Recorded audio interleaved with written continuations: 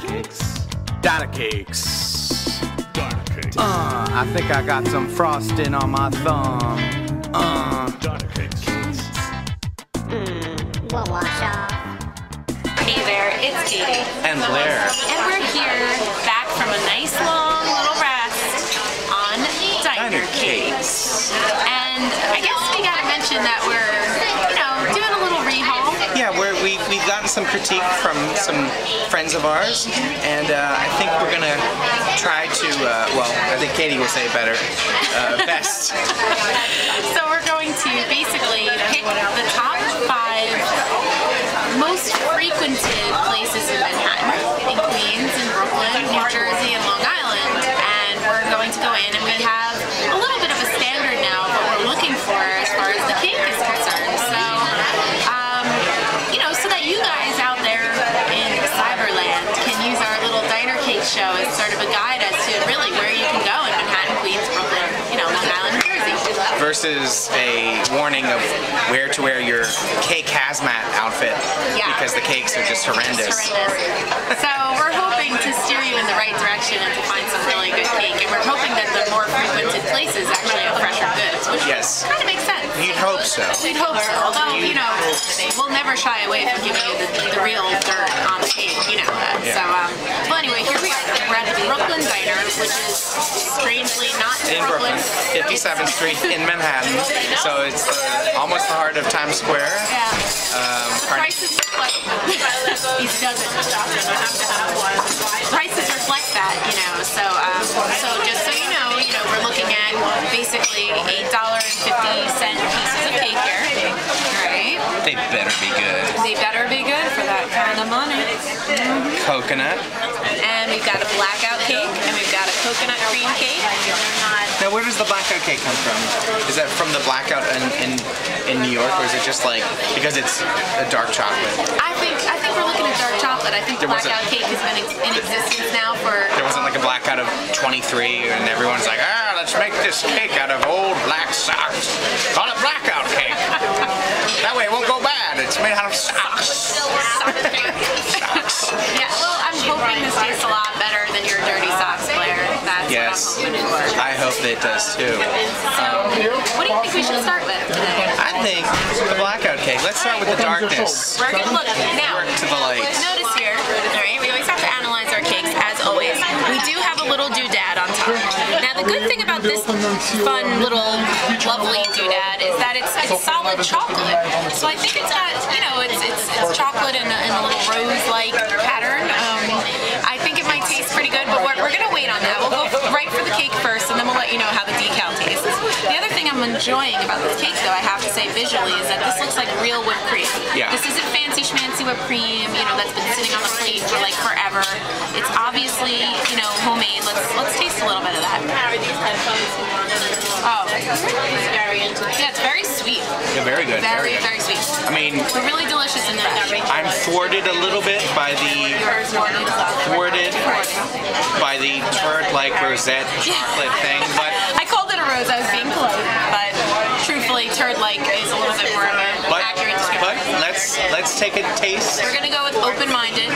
We can both share the tip on this bad boy because it's monstrously large. Oh my gosh. Ooh, it looks very fudgy, very delicious. All right, so here we go. Oh, that's fun.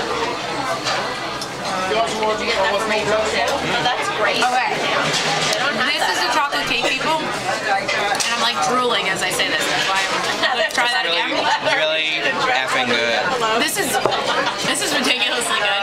So $8.50 at the Brooklyn Diner is gonna buy you the best chocolate cake we've ever had.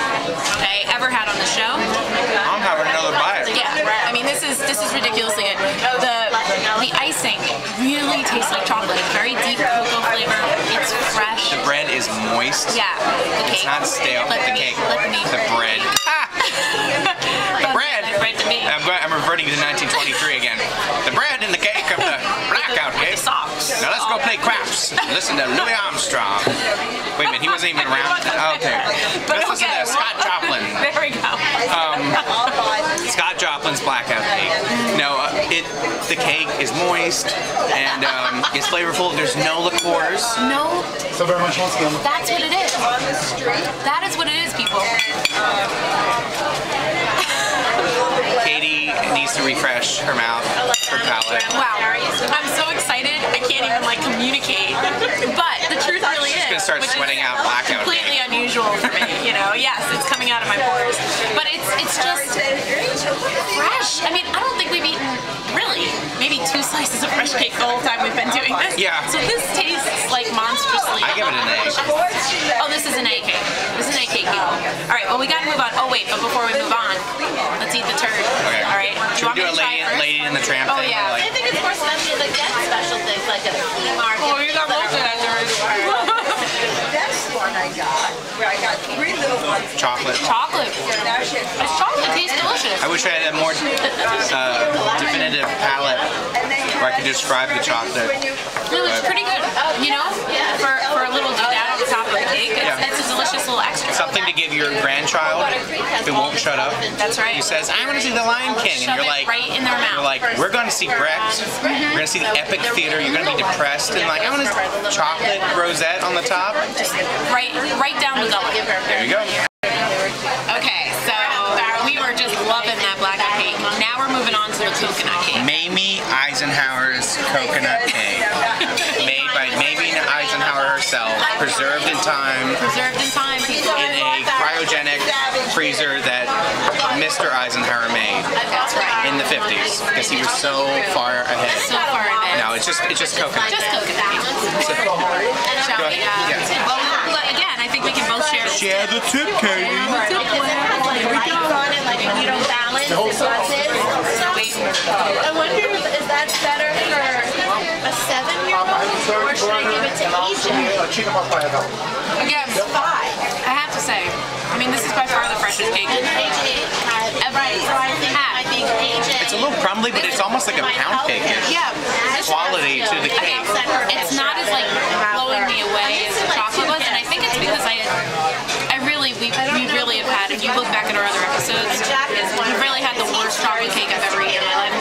So I think that's why it was so, you know, I loved it. This is, I almost sense like a cream cheese icing. It's not It's the jiving pudding. with me. Oh, is it Oh, the pudding? I haven't even tried the icing actually. I'm trying the There's these little puddings separating the layers of cake, and that, of course, as we've learned before, keeps the cake fresh. It does. And I'm gonna have some coconut, even though I abhor coconut. Do it for the art of critique. That's right. Do it for art. You know, yeah. Not bad. Right. This for me is a little bit more of a B-plus cake because it doesn't have that much flavor, and not that I'm against pound cake, people. In fact, it's probably one of my favorite types of things, but this, in comparison to our chocolate had a depth of flavor to it. This cake is missing depth. It's missing the layers, like the rainbow of flavor we usually look for. And also the pudding helps that, because pudding's really, sorry, some people love pudding. Some people do. We've heard of people who really love it, but in this case, it's really, the point is just to keep the cake moist, I think. Yeah. Not so much to bring out anything. like, you know what? This cake would have been better with a little bit of maybe coconut extract. I know they have our little almond extract to give the cake itself a little depth of flavor so that it's not just relying on just the icing for the coconut flavor, which is what it's doing. Other than that, it's just very bland vanilla and not even a strong vanilla. So, B-plus cake. Look, again, people, I'm not gonna lie. Probably best cake we've had in eons. Except, you know, we had our favorite with the rainbow cake, but now we're looking into stretching these. out. These are really good. Literally, Really delicious. And we are starting to literally stretch out as we eat all this diner cake.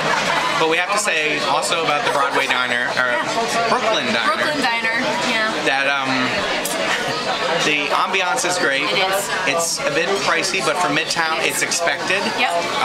If you're looking for simplistic food before you go out to the theater, or to meet a mistress at Carnegie Hall, Which I am always doing, meeting my mistress. then it's a great place to come by and have a bite or a nibble.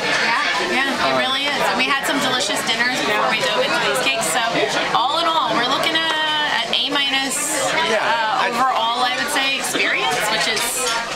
ridiculously great for our first venture out. So Yeah, into the good diners, the higher echelon of dinerage. dinerage in New York City, the New York metro area.